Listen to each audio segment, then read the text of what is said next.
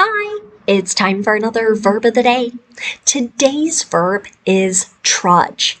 And this verb was suggested by the viewer Luis, who noticed it in an earlier verb video and thought, that would be an interesting one to discuss. So Luis, thank you so much for sharing another great idea and being such a careful viewer of these videos.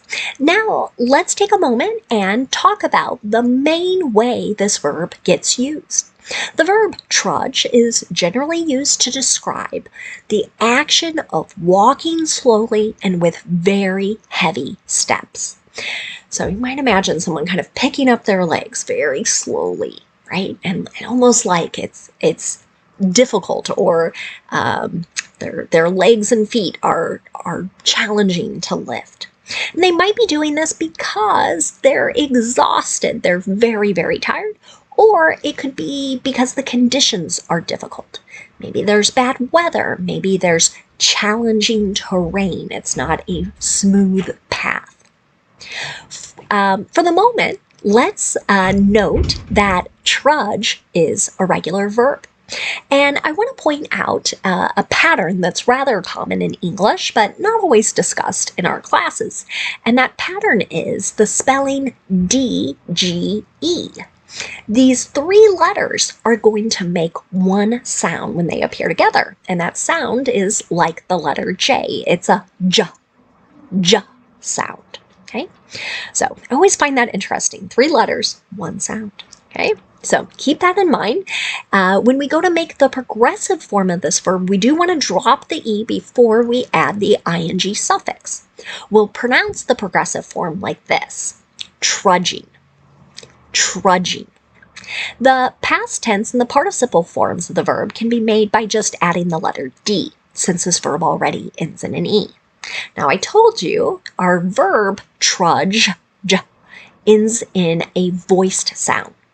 This means our ed ending is just going to make a D sound, and I'm not going to add an extra syllable as I say it. The past tense and the participle forms of the verb should sound like this: trudged, trudged. Now let's take a moment and review some phrasal verbs that are connected to this verb. There are two main ones I think you might encounter. That's to trudge along or trudge through. Each of these have a couple different definitions, and you'll notice some similarities between them. The first way trudge along gets used goes back to that first definition. So you're walking onward or forward with really heavy, laborious steps. So think with a lot of effort. Okay? An example of this might be: the farmer trudged along in the mud trying to find her herd. So think about that. Have you walked in mud before? Right? If it's really deep mud, it can be difficult to kind of pull your foot out and take another step forward. Right? I hope that really gives you a great mental picture of this verb. Now, a second way, trudge along, okay, doesn't always have to be in difficult environments, but it's really focused on walking the length with, again, these rather heavy steps. You might even think kind of reluctant. That'll connect well to the example here. The child trudged along the sidewalk towards her school. This sentence really is so very different than a verb I talked about last week, skip. Right? This has a really sort of happy bounce, a happy hop to it, whereas this is like I don't want to go, and so I'm going to go very slowly and reluctantly. Now, a third way to use trudge along doesn't actually have to do with walking, but there's kind of a similar feeling that this one is describing. So people will use trudge along to mean they're making very slow progress with a great deal of effort.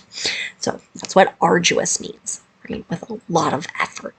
So an example of this might be: we've been trudging along with this project for 2 weeks, but I'm not sure we've made any significant progress. Someone might have this feeling at work or maybe with a school project. Right? Everything's just taking a lot of time. It's not simple. It's not easy. A lot of effort. So it feels like you're walking in mud, like that earlier example. Now, the second phrasal verb we'll discuss is to trudge through. You'll notice some similarities in definition here. So one way goes back to that first definition. You're walking through some challenging environment, a substance, or maybe some bad weather with very heavy steps. An example of this, and a true one here. On our second date, my now husband and I trudged through the snow at a state park. So our second date was in January in a rather cold climate. It was very snowy and a little icy in a few places. We tried to stay on a path, but snow can blow and drift. And so there were some kind of challenging, labor-intensive steps to be able to walk. But happy ending, right? He's now my husband.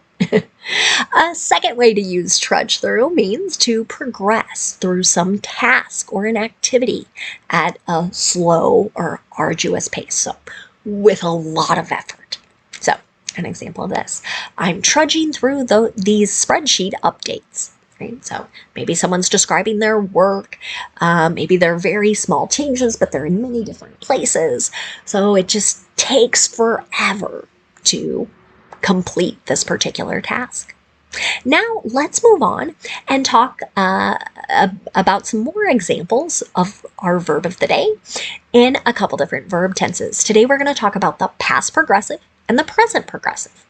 Now you'll notice, and I usually warn people that some teachers and textbooks, other YouTube videos as well, will call this the past continuous or the present continuous. Using progressive or continuous is just fine. They mean the same thing. The emphasis is on an action that is continuing or an action that's progressing, one that is ongoing. Okay, that's really the focus of this. Now, of course, in the past progressive, right, we're going to be talking about something in the past, whereas present, right?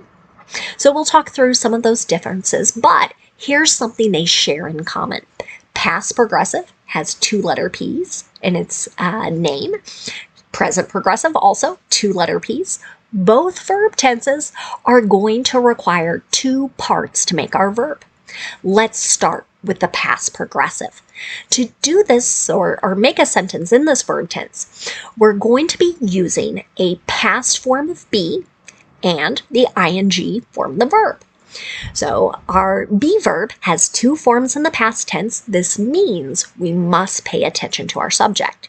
If our subject is I, he, she, or it, use was and then the ing verb.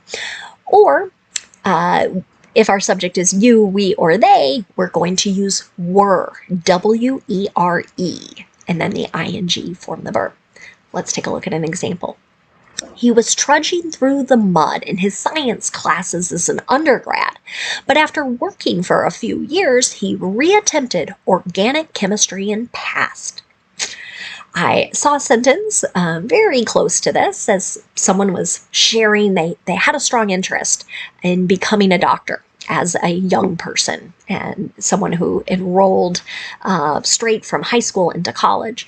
But it wasn't easy. Their science classes were really difficult. They failed some of them. So really what he's saying here, he's comparing that experience to it felt like I'm walking in mud all the time. Okay. Now, if you want to make a negative past progressive sentence, again, pay attention to your subject. You want to use the form of be that matches, then not, then the verb that ends in ing. So, an example of this. They weren't trudging up and down the stairs all afternoon. So here we're saying this action was not ongoing. If you want to make a yes or no question in the past progressive, you can start with the form of the past form of be. Whatever form matches your subject, that subject comes next. Then we'll use the ing form, the verb. Here's my last past progressive example. Were you trudging through the workday with that cold? Right? So maybe you have a friend, a family member who's not feeling well, right? So it just makes the whole day kind of drag on. might be difficult to focus, and someone might be really progressing at a slow way or at a slow rate. And so again, we can kind of visualize or picture that idea of walking in mud. That's what it feels like.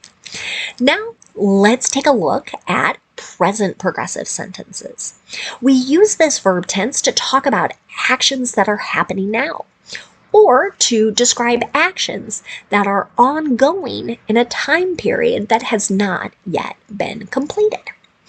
So, to do these sentences, this is yet another verb tense where we have to pay attention to our subject, and that's because we will be using a present form of be. And the be verb has 3 forms in the present tense.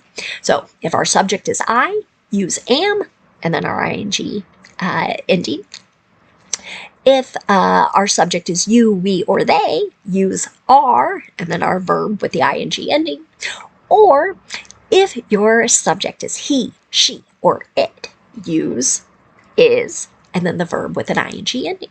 Here's another example. The tropical storm is trudging toward our coast. Okay. So, depending on when you watch this, we might be able to kind of describe this as a hurricane is trudging towards Tampa Bay, Florida. But what's important to think about are these tropical storms, typhoons, hurricanes. Many of them are kind of slow moving, right? So it kind of feels like they're moving at this arduous, labor-intensive pace. Now let's talk about making sentences in negative sentences in the present progressive. To do this, again, pay attention to your subject. You want to use the form of be that matches, then use not, then the verb with the ing ending. Here's another example. The teachers aren't trudging through a difficult financial time.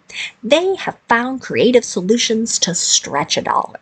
So this really describes, right? They're not kind of like, oh, this is so difficult. We have no money to do this or this, and right? At this particular school that a newspaper article was discussing, they had found some other ways to get people to sponsor certain activities, find the funding they needed to make for a great learning environment. Now, let's take a look at making a yes or no question in the present progressive. To do that, start with your form of be, whatever form matches your subject, that subject comes next, then use the ing, form the verb. Last, yes or no question. Are you trudging through this course? So maybe you felt like that as you have taken courses. Right? You might have felt like that student who eventually, I think I forgot to say that, he eventually did become a doctor. It was just much later after getting some work experience, going back, retaking some courses. It was no longer so challenging for him. But I really hope you're not trudging through this video, okay? Now, let's take a quick moment, and I just have for us one related word today. You might be aware that trudge, so same spelling, same pronunciation as our verb, then that word can also be a noun. And generally, when we use that noun, we're talking about a difficult, a strenuous, or a tiring walk. So, an example of that here, they went for a trudge in the woods. Now, I feel like it's not as common to hear the noun form here. I think you'll more likely encounter the verb form. And I'll also note that sometimes people will use this to describe an action that, again, is difficult. It requires a lot of effort.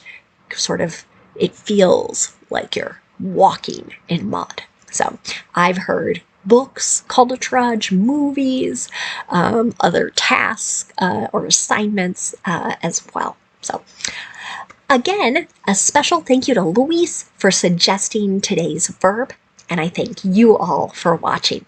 Have a great day.